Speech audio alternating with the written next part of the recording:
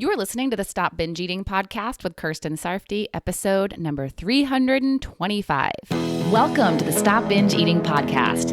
It's time for you to end your food obsession and begin feeling confident and in control around food. You are absolutely capable of eliminating binge eating from your life, and I'm going to show you how by giving you simple tools and insights that you can apply in your own life. I'm your host, Kirsten Sarfty. Now let's get to it. Hello! In today's episode, I'm going to be talking with you about intentional pleasure and impulsive pleasure. Pleasure is an important topic to talk about on this podcast because eating is pleasurable. And not only do we eat to fuel our bodies, but we also eat for pleasure. And for some of you, one of the main reasons that you binge is because you are seeking pleasure and eating is an easy way to get it. And there are reasons why you aren't just enjoying a little pleasure from the food and moving on, but are instead continuing to eat and eat. One main reason is because you don't have any other pleasure in your life that isn't eating food, or you have very few sources of pleasure in your life that don't involve food, but you may not find those other sources to be as exciting as food, or they're not as easily accessible. And another is because you're not allowing yourself any food pleasure or very little food pleasure. Basically, you're being overly restrictive with foods that aren't nutrient dense. With both of these, you're setting yourself up to binge on pleasure.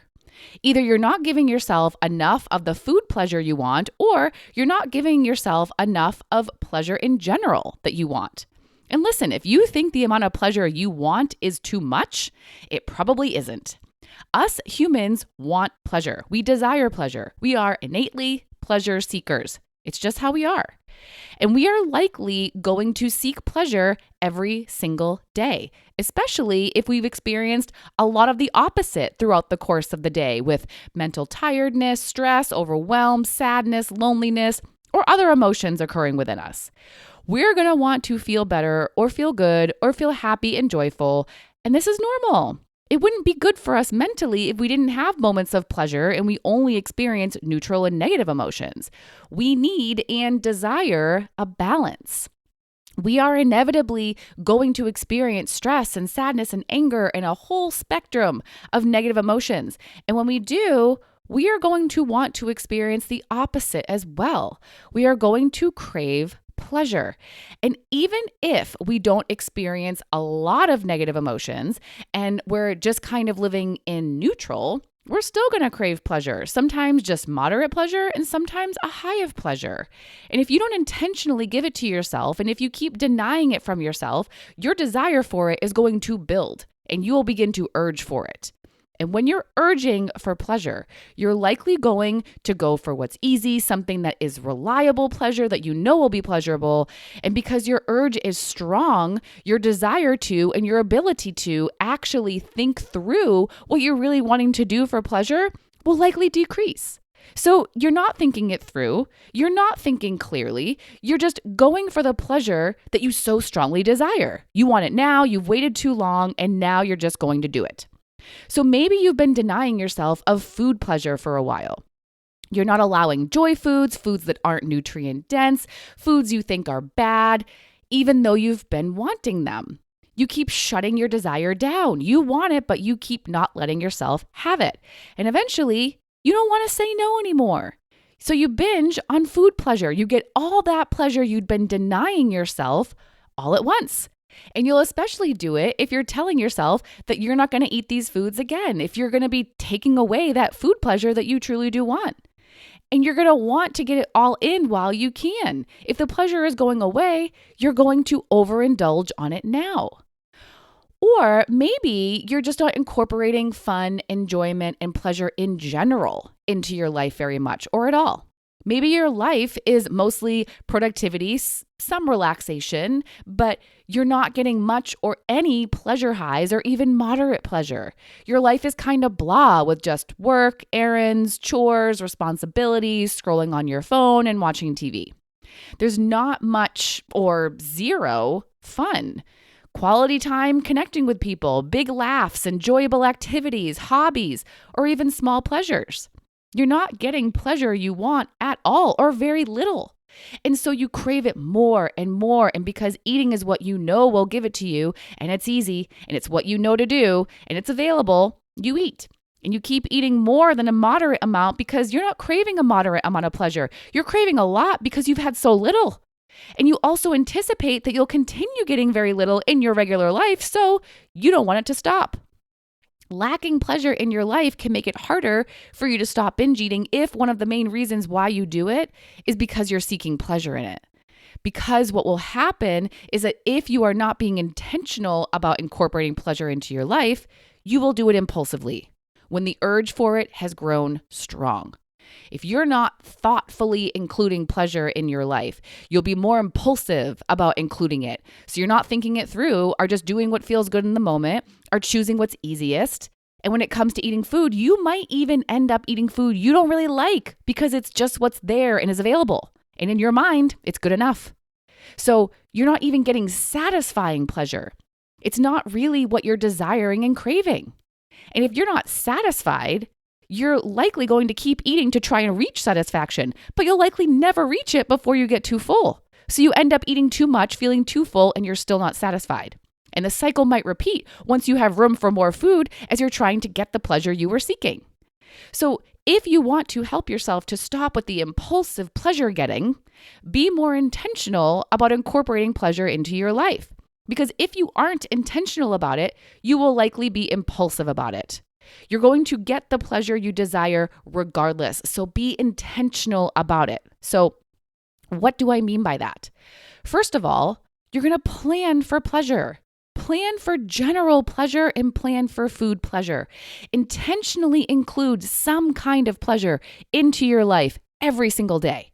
Now, that doesn't mean that it needs to be a party every single day or the most amazing tasting food every day. And it also doesn't mean you have to eat a joy food every single day. Eat them as much and as often as you want to, but experience some kind of pleasure every single day. Now, of course, there may be days when they're just so packed with productivity that there isn't time for pleasure. I totally get that. But that just means that the next day or the day after, it is imperative that you plan for pleasure. You schedule it into your day. You make time for it. You prioritize it. And if you think there just isn't time for pleasure at all in your life, then I highly encourage you to reevaluate what is obligation in your life and what you are choosing that isn't obligated or urgent. Many of you tell yourself that there isn't time for pleasure when really you could say no to more things. You could say no, and the people you're saying no to could figure out something else without your help. You do not have to do everything for everyone. And it's important that you prioritize you and your pleasure. Otherwise, you're going to urge for food, binge, and not be able to show up as your best self for anyone. And you suffer. So really take a hard look at what you do with your time and analyze what is really important that you personally take care of and what isn't, and what you can say no to or delegate. And for you moms out there, my suggestion to you is to find more pleasure in the time you spend with your kids. So I was working with someone not long ago who was complaining about having to do kid things in the afternoon with her young children. And she was getting no pleasure from those couple hours every day because what she thought she had to do with them was not what she wanted to be doing. But when she worked on shifting how she was thinking during that time of day, and was intentionally more appreciative of the time that she gets with them and was more grateful and found more joy in it, her experience completely changed and she started experiencing more pleasure in that time. How you're thinking is going to have a huge impact on the pleasure you're getting and not getting. So just know that there might be more pleasure available to you in your day if you shift your attitude about what you're doing.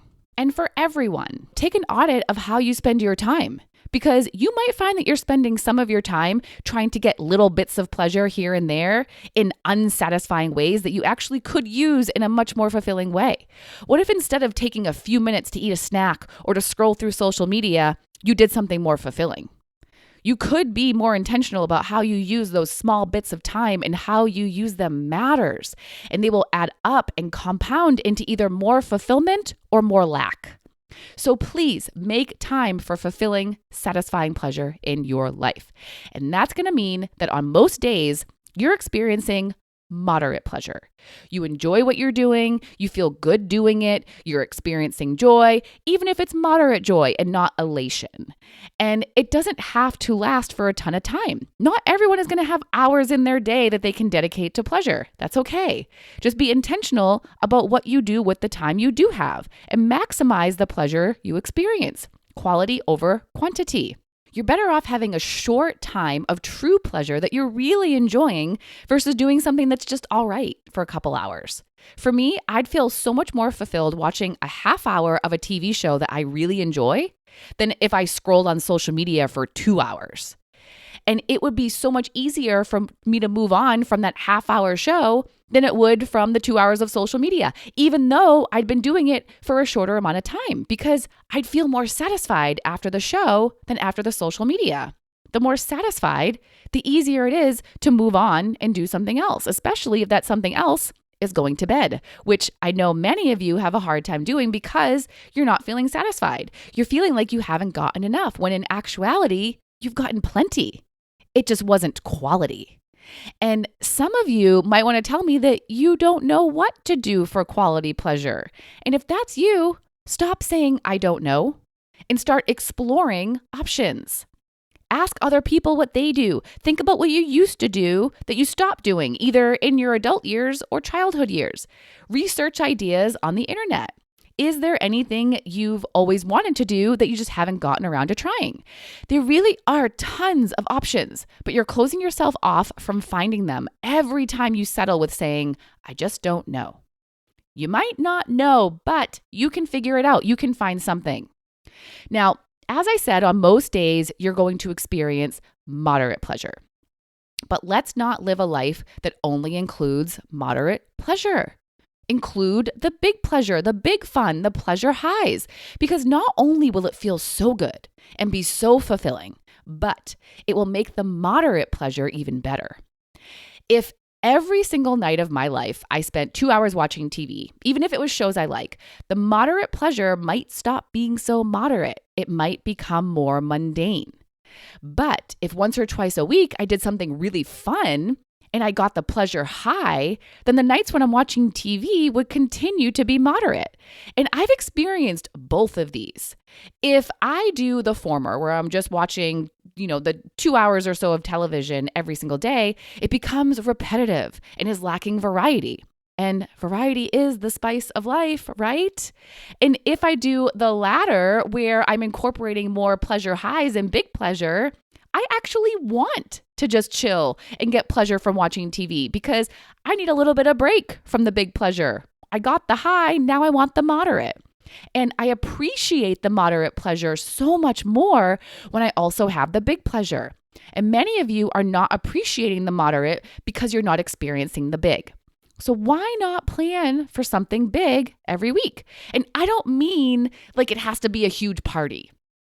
I mean big, like doing a whole day outing, or attending an event or a concert or a play, or going away for a night, or just doing something really fun for a few hours with your partner or friends, or going somewhere you've never been before that's close to where you live, or just an hour or two drive from where you live. Be willing to travel a little bit. Just do something different than what you're usually doing day to day, or something that you get a ton of pleasure from. Give yourself a variety of pleasure, both big and moderate. And when you do, you won't be so strongly urging for pleasure and then feel driven to binge on pleasure. Now, to be clear, you might still feel urges to binge for other reasons, but let's eliminate this reason. Let's have more to look forward to and more to enjoy. And whatever excuses you've been using that have stopped you from doing more, acknowledge them and dismiss them. You don't know what to do? Start exploring options. You're anxious about trying new things? Feel anxious and do it anyway. You don't know if you'll like it?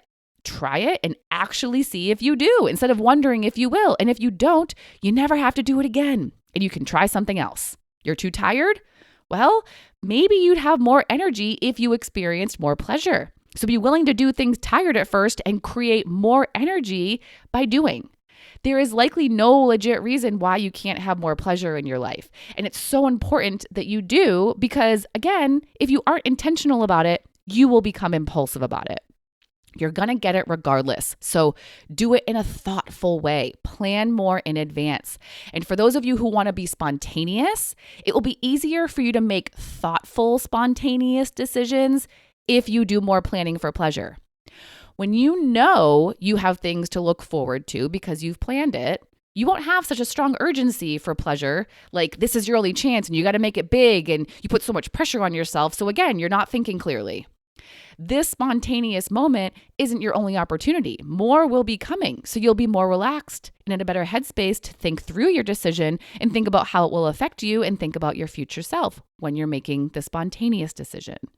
When pleasure is more abundant, it's easier to be less impulsive because you're not going to feel so rushed to do it. So create abundant pleasure in your life. Balance big pleasures with moderate pleasures. And that doesn't mean it's 50-50. It just means you're getting enough of each. Don't deny yourself of something you innately desire, so you urge for it and then make impulsive decisions for getting it. Intentionally give it to yourself. So more truly satisfying and fulfilling pleasure for everyone. All right. That is all for today. Bye-bye. Thank you for listening to the Stop Binge Eating podcast. If you like what you heard today and you want more, go to coachkir.com/free. That's COACHKIR.com/free to get some awesome free stuff to help you stop binge eating.